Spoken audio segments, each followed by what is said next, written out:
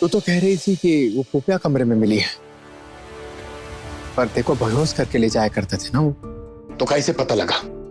बेहोश करके ले जाया भी करते थे और बेहोश करके छोड़ा भी करते थे वापस। इसीलिए कभी वो जगह नहीं देख पाए। उस जगह का पता चले इसीलिए हम एक तरकीब निकाले। क्या तरकीब?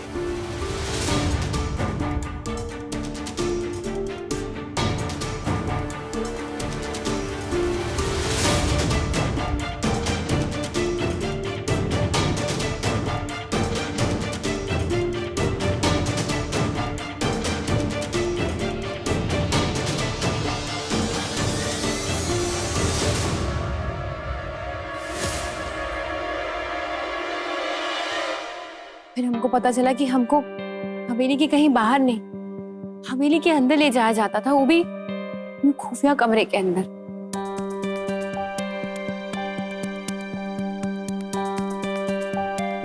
जब हमें ये बात का पता चला तो हम उत्सुक हो गए। हमें जानना था कि वो कमरे के अंदर ऐसा क्या होता है और हमें काहे ले जाया जाता है वहां। फिर हम साहिब जी के पास गए, वो कमरे की चाबी मांगने। और हमारी किस्मत इतनी अच्छी थी कि साहिब जी के पास चाबी पहले से ही थी, कि वो अम्मा जी से लेके रखे थे। और जैसे ही वो ताला खोल के हम अंदर गए वो खुफिया कमरे में, हम बहुत अंधेरा था, कुछ दिखाई नहीं दे रहा था। जैसे हम वापस जाने को लौटे कि नीचे हमारा किसी ने पैर पकड़ा, और जब नीचे जमीन पर देखा तो गंदे से मैले कपड़े में लिपटा हुआ कोई लेटा हुआ था। कपड़ा हटाया तो देखा कि तारा भाभी थी। जख्म कुछ ज्यादा ही गहरे थे, जैसे कि लगाओ कि उनको अंदरूनी चोट हो। भुवन, तारा भाभी बीमार नहीं है तो अंदरूनी चोट कैसे हो सकती है? भुवन, हमको लगता है कि कोप कुटीर में कुछ तो गलत हो रहा है।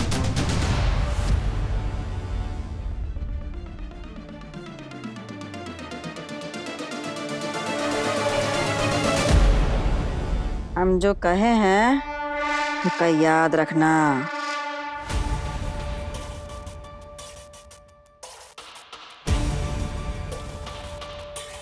तारा भाभी, तो भुवन भी जानना चाहता है कि आपके साथ कोप कुटीर में क्या हुआ और आप वो खुफिया कमरे में कैसे पहुंची, और ये सब जो जख्म है, खास करके जिसका इलाज हमने किया है, वो कैसे आया आपके शरीर पे? बताइए इनको। अरे रानी रे रानी, तो का एक बार में बात समझ नहीं आते का? अरे तारा परेशान है, उका और परेशान काहे करत है तू? अम्मा जी, इनके जख्मों का अगर कारण पता चल जाए तो शायद इनकी परेशानी दूर हो जाएगी। और इनके जो जख्म है ना, वो अंदरूनी जख्म है। शायद इनके शरीर के साथ किसी ने चीर फाड़ किया हो।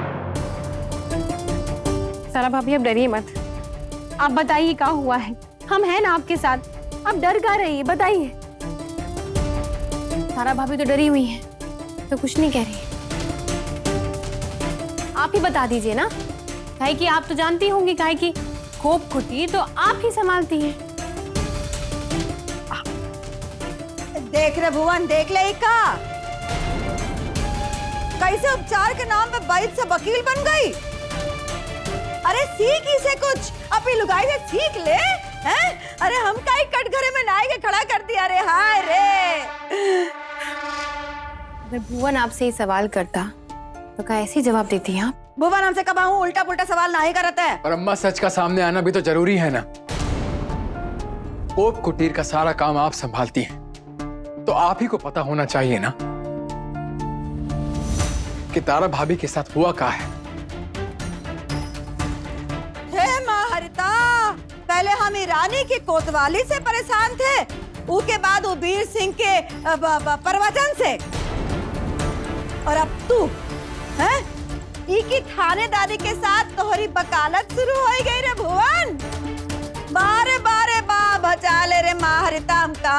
अरे हमरे पास हर बात का जवाब नहीं होता है। सभी सवाल आपसे जुड़े हैं अम्मा।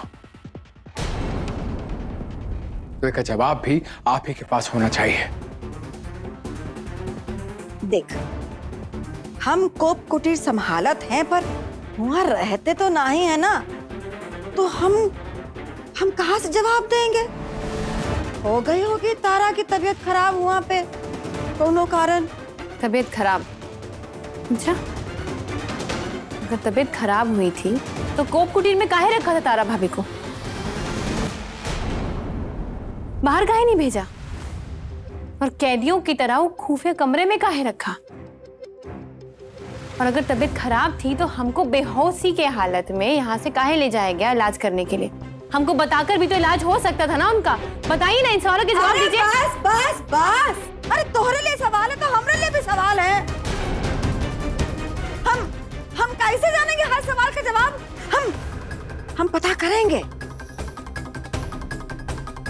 हम पता करेंगे कि हुआ का होते है, मतलब हम पता करेंगे कि तारा के साथ का हुआ, अब हुआ ये सब कैसे हुआ,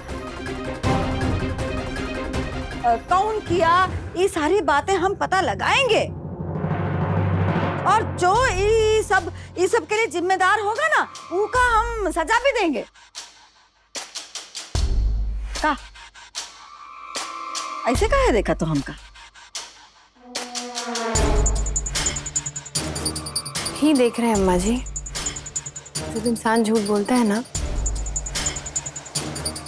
लोगों के साथ साथ लड़खड़ाती हुई जबान भी साथ देने से मना कर देती है।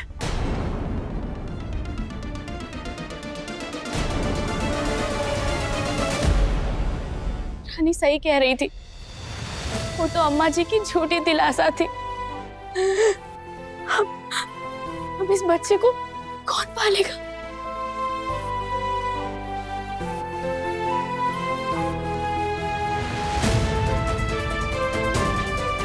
हमें माफ कर दो निमी, हमें नहीं मालूम था कि तारा दुष्यंत की पहली बीवी है,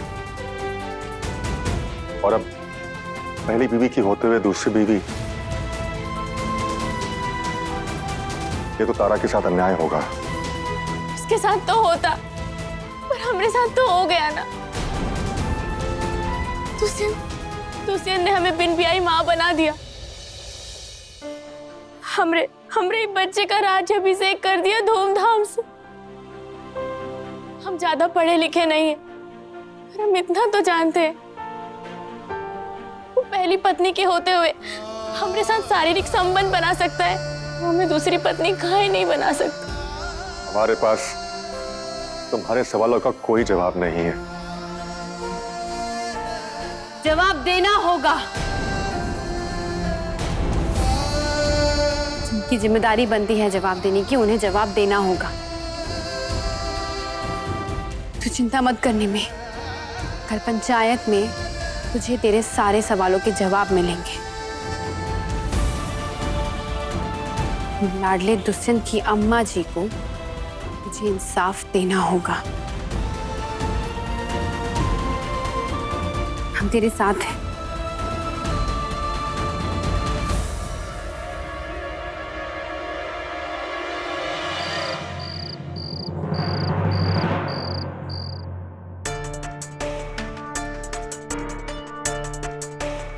तारा भाभी की पट्टी हो गई? हाँ। कोनो घबराने की बात तो नहीं है ना? जख्म बहुत गहरा था भुवन, लेकिन वो ठीक हो जाएगा। घबराने की बात कुछ और है, लेकिन का? अगर हमको जबरन तारा भाभी के इलाज के लिए नहीं ले जाया जाता तो हम नहीं जानते कि तारा भाभी बचती है नहीं। हमको तो एक बात नहीं समझ आ रही, तुझे बेहोश करके कौन 2 बार उठा के ले गया, तूने हमका बताया भी नहीं। कैसे बताते? तुम हमारा शकल नहीं देखना चाहते थे, मेरी बात नहीं सुन रहे थे। हम कब सुनना नहीं चाहते थे तेरी बात? तुमको याद नहीं, उस दिन तुम्हारे पास आए थे हम, और ये भी कहे थे कि नाराज हो लेकिन हमारी बात तो सुन लो, बहुत जरूरी है। लेकिन पता नहीं कौन सा भूत आ गया था तुम्हारे अंदर, ना हमारी बात सुन रहे थे ना हमारा शकल देख रहे थे, बस ऐसे ही चले गए। हमने तो ऐसा कुछ नहीं कहा। तो भुवन, घर में 4 बर्तन होना तो आवाज करते हैं, लेकिन इसका ये मतलब नहीं कि उनको अलग अलग कर दिया जाए। जब खाना खाते हैं, बर्तन धोते हैं, बर्तन रखते हैं तो साथ में ही रखते हैं। वो दिन तुम हमारी बात सुन लेते ना, कि शायद आज तुम्हें पता चल जाता कि तारा भाभी के साथ हुआ का। वो दिन ना हम तेरी बात जरूर सुनते हैं। अगर तू रात को वो हवा का झोंका खाने नहीं जाती ना, तो जरूर सुनते तेरी बात। तो हमारे माथे पे लिखा है कि हम पागल हैं, पगला गए हैं हम, हाँ? कि बाहर जाएं वो मच्छरों के बीच में अपनी नींद उड़ाने। वही तो कह रहे हैं, तुझे कमरे में रहना चाहिए था, तो ही तो हम तेरी बात सुनते ना। काहे? तुम्हारा रुद्र अवतार देखने के लिए? मेनका ने भी ना इसी विश्वामित्र की तपस्या भंग की थी।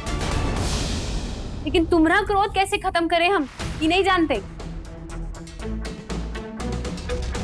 एक शर्त पे। का सर? आज के बाद हमारा कौनो भी बड़ा झगड़ा हो जाए तो कमरा छोड़ के बाहरी मच्छरों में सोने नहीं जाएगी। इसका मतलब ये कि तुम अपना गुस्सा नाक पर ही रखोगे? नहीं, ऐसा नहीं है। हो सकता है कि शायद हम नाक से उठा के ऊपर जमीन पे पटक दें। शायद।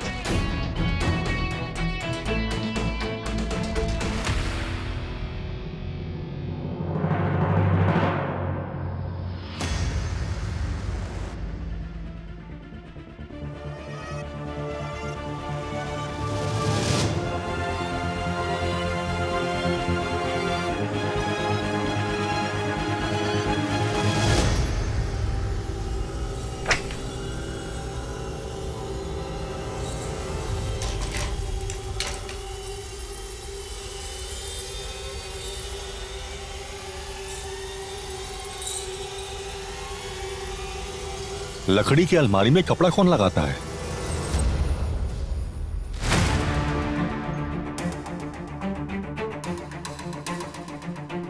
यहां पर भी कपड़ा है। दरवाजा?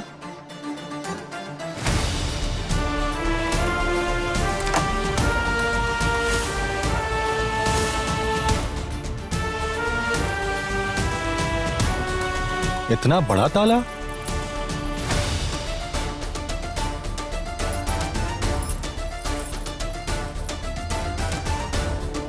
कुछ तो बड़ा छुपा होगा इसके पीछे।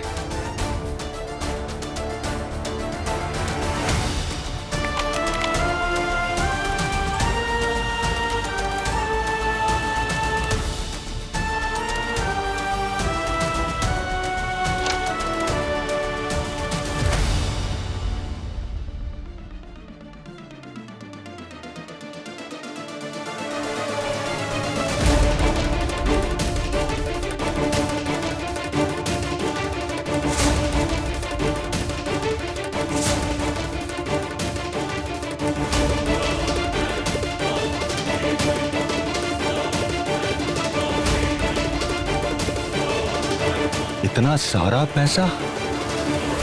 इतने पैसे से तो कल्याणी देवी एक गांव क्या पूरे जिले की सरकार चला सकती है।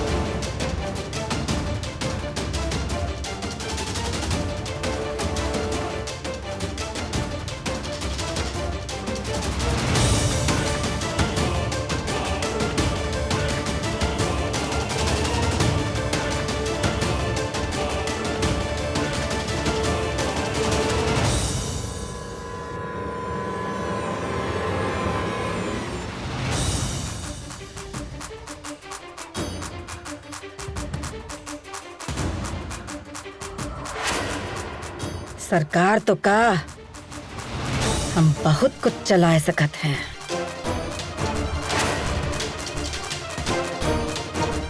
चला के दिखाएं।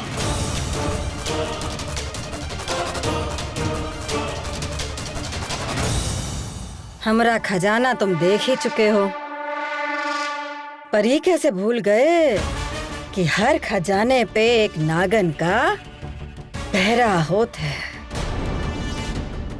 जब फन फैलाए ऊकी रक्षा करत है। खुद को तुम परिभाषित बड़ा अच्छा करती हो। अब गोली चलाने के बाद अपनी व्याख्या मत देना। व्याख्या तो दे का पड़ी, ना है तो तुम्हारी गलत फहमी दूर कैसे होएगी। गलत फहमी नहीं है कल्याणी देवी, हमें पूरा यकीन है ये सारा पैसा तुम्हारी मेहनत का नहीं है। सुनार और लोहार में का फर्क होत है जानत हो?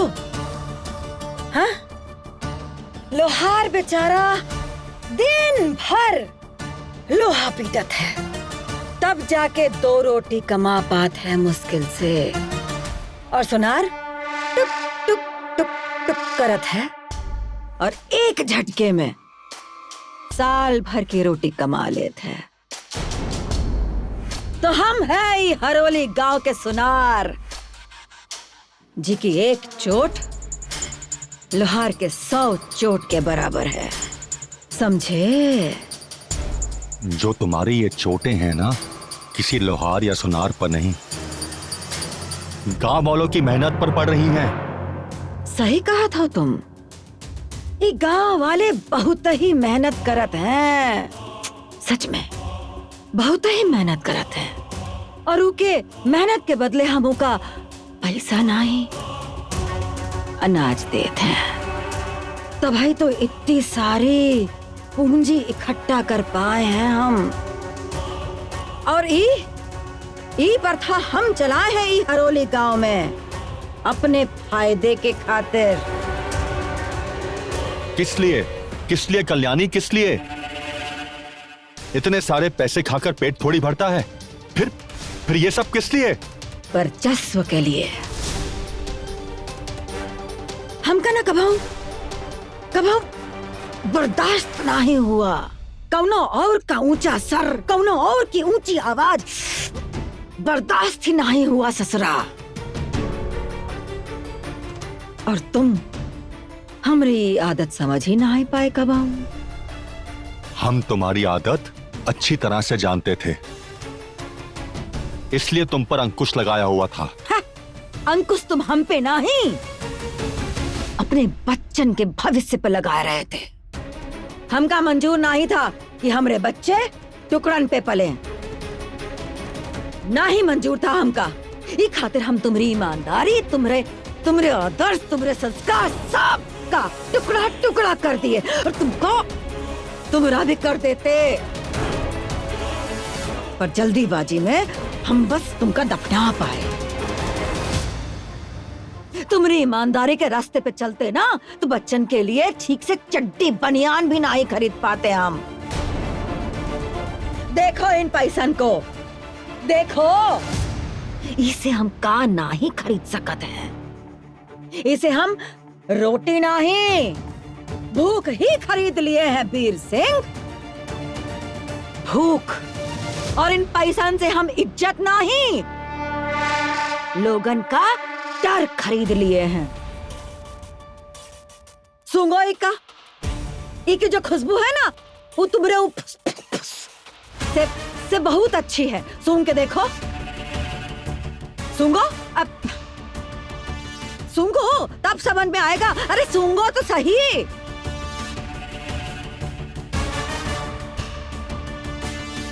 मन तो करत है कि ठाए करके तुम्हारी लीला यहीं समाप्त कर दें। क्या करें, अपनी नाटक नौटंकी के बीच हमरे मुंह से ही निकल गया ना कि तुम हमरे पति हो, हमरे बच्चन के बाप हो। अब रिश्ता बना लिए तो निभाए का पड़ी ना। ई खातिर छोड़े दे रहे हैं। अब तुम ई तय करो कि तुमका साहिब जी बन के सर ऊंचा करके चलेगा है, या अम्मा जी का पति बन के सर झुकाए के चलेगा है। ये फैसला तुम्हारे ऊपर छोड़ देते हैं हम।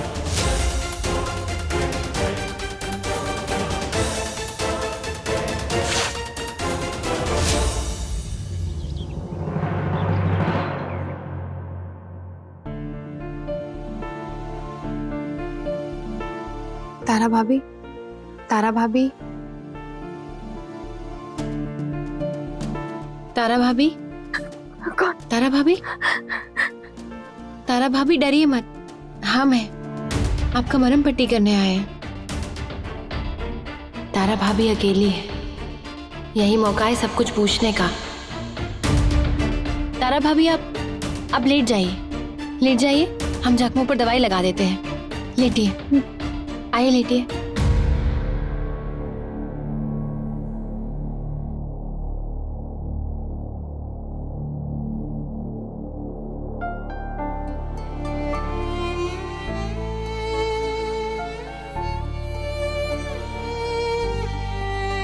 ये मामूली चोट नहीं है तारा भाभी,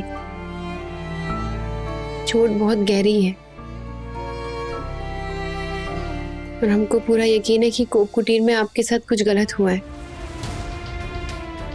अगर एक बार भी आप हमको बता देंगी ना वहां कहाँ हुआ है, तो हम राहत के साथ साथ आपको न्याय भी दिलवा सकते हैं। तन के जख्म से ज्यादा तकलीफ मन का जख्म देता है और ये तकलीफ हम आपकी दूर कर सकते हैं। तारा भाभी बताइए ना, कोप कुटीर में ऐसा क्या हुआ है आपके साथ? क्या आप जानती हैं जब आप यहाँ नहीं थी तो आपके पीठ पीछे दूसरे ने काका किया है? वो हमारी सहेली निम्मी, उसके साथ प्रेम संबंध बनाए और फिर उसको गर्भवती कर दिया।